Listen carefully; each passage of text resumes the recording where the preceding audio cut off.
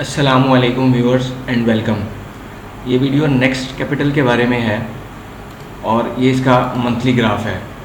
Technical basis पे बात करते हैं, लेकिन उससे पहले ये कंपनी का ज़रा देखें रिव्यू कि ये कंपनी है क्या।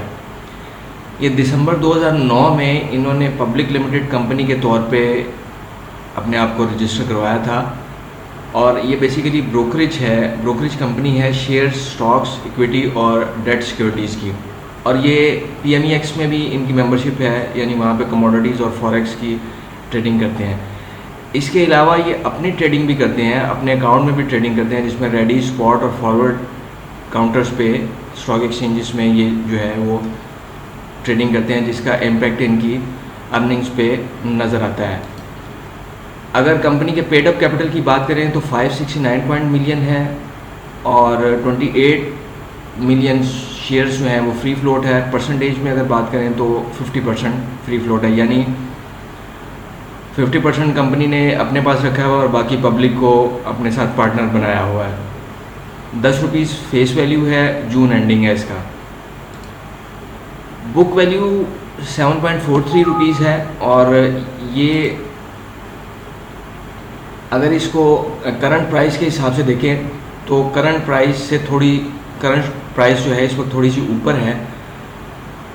कुछ अर्सा पहले तक करंट प्राइस के करीब ही थी ये बुक वैल्यू जो है, तो ये एक हिसाब से अट्रैक्टिव इस तरह से हो जाती है। अर्निंग्स में देखें तो कंसिस्टेंसी नहीं है, बल्कि फ्लक्चुएशन है और रैपिड फ्लक्चुएशन है। 2017 में 2 रुपये 29 पैसे अर्निंग थी, फिर 2018 में लॉस आ गया, 19 में 12 पैसे अर्निंग रही फ़ी शेयर, 2020 में 36 पैसे अर्निंग और 2021 में 1.66 पैसा अर्निंग, 22 में फिर डाउन हो गई 0.54 पैसा और 23 और 24 में फिर लॉसेस आए हैं। तो इस तरह से अर्निंग्स में कंसिस्टेंसी नहीं है इनके। और लेटेस्ट जो अर्निंग देखें थर्ड क्वार्टर 2025 की, उसमें 29 पैसा इनको प्रॉफिट है।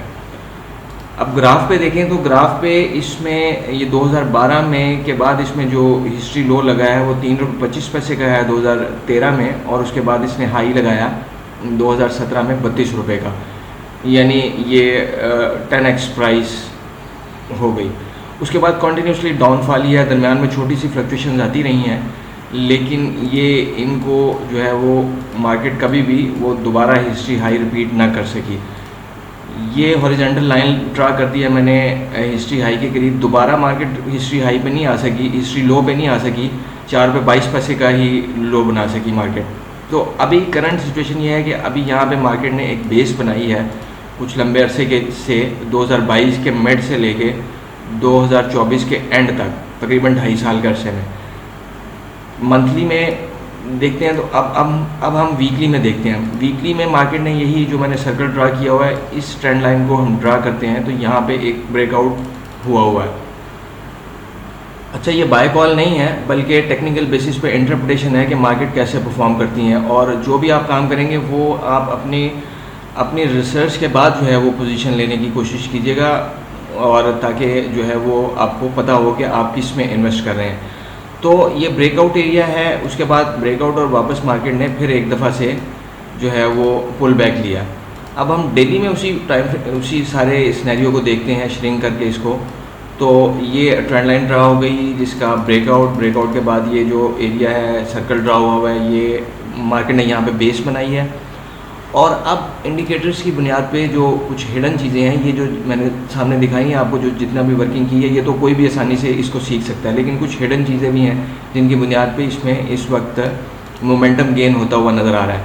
करीब तरीन टारगेट तो यही रहेगा इसका 12 रुपये, लेकिन आने वाले डेज़ में और आने वाले वीक्स में ये जो है अपने दोबारा एक अच्छा बुल मोमेंटम जो है वो शो कर सकती है।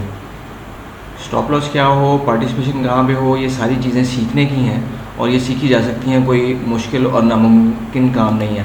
अच्छा, नेक्स्ट कैपिटल के फंडामेंटल साइड पे देखें तो ये जो है निशात होटल्स ने इनको रफ़ान मेज़ के 75% शेयर एक्वायर करने के लिए जो है अपना एजेंट भी मुकर्रर किया हुआ है और उस सिलसिले में ये काम भी कर रहे हैं। ये इन्होंने अपडेट भी दिया हुआ है। और ये जो निशात होटल्स सब्सिडरी कंपनी है निशात ग्रुप की, और इसके डायरेक्टर्स जो हैं ये डिफरेंट कंपनीज़ में, ये इसकी डिटेल हैं कि